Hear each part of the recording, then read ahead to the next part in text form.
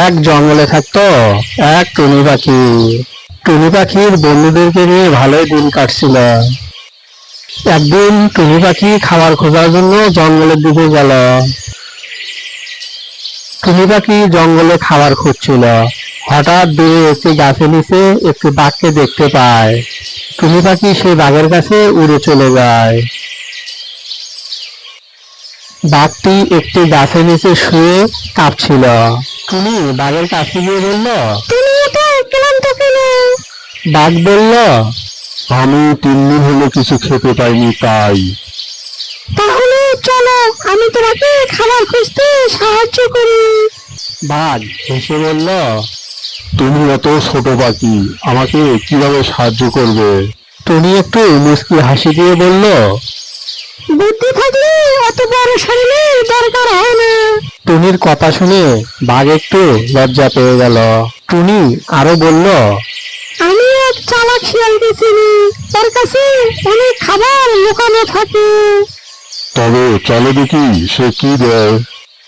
টুনি উড়ে চলল শিয়ালের বাসার দিকে, আর বাঘ পিছু পিছু একটু এগোলো। টুনি শিয়ালকে ডেকে বলল, শিয়াল ভাই, একটু ঘুম থেকে জেগে ওঠো, খবর আছে। শিয়াল তখন ঘুমাচ্ছিল। এই কি হয়েছে বলো, আমার কাঁচা ঘুমটা তো ভেঙে দিলে। একটি বাঘ তোমার সঙ্গে দেখা করতে চায়। ওরে বাবা, বাঘ কেন? সে আবার কি চায়? বাঘ তোমার কাছ থেকে খাবার চায়, আর না দিলে তোমাকে মেরে ফেলবে। ঠিক আছে, খাবার দেব, তবে আমার একটা শর্ত আছে। তোমার আবার কি শর্ত বলো? তুমি বাঘকে বলো আগে আমার সাথে একটা খেলা খেলতে হবে, যদি জিততে পারে তাহলে সে খাবার পাবে। ঠিক আছে, আমি যাচ্ছি তাহলে বাঘের কাছে। টুনি আবার উড়ে চলল।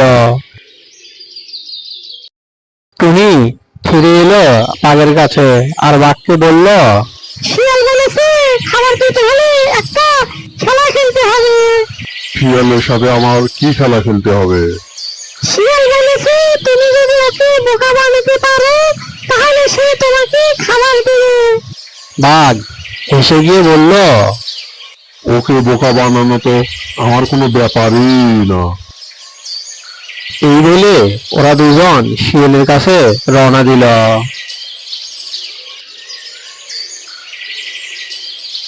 বাঘ শিয়ালের কাছে এসে বলল, তোমাকে আমি এখনই বোকা বানাবো, তুমি কি ভেবেছো?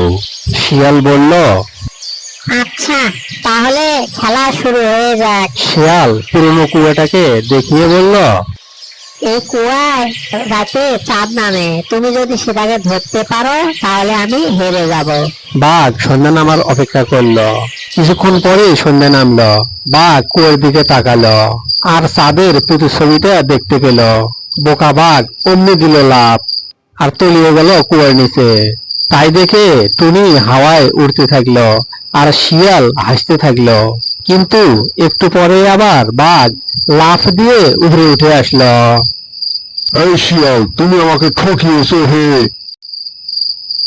তুমি শুধু বোকা হয়েছো, আর আমি শুধু খেলায় জিতেছি। মাঝখান থেকে টুনি বলে উঠলো, তুমি সবসময় জোর করে কাজ করতে চাও, তাই তোমার সাথে এমন হয়। বাঘ তখন রেগে মেগে গর্জে উঠল। তোরা চিটার, তোরা আমার সাথে চিট করেছিস। বাঘের গর্জন শুনে টুনি আর শিয়াল সেখান থেকে পালিয়ে গেল।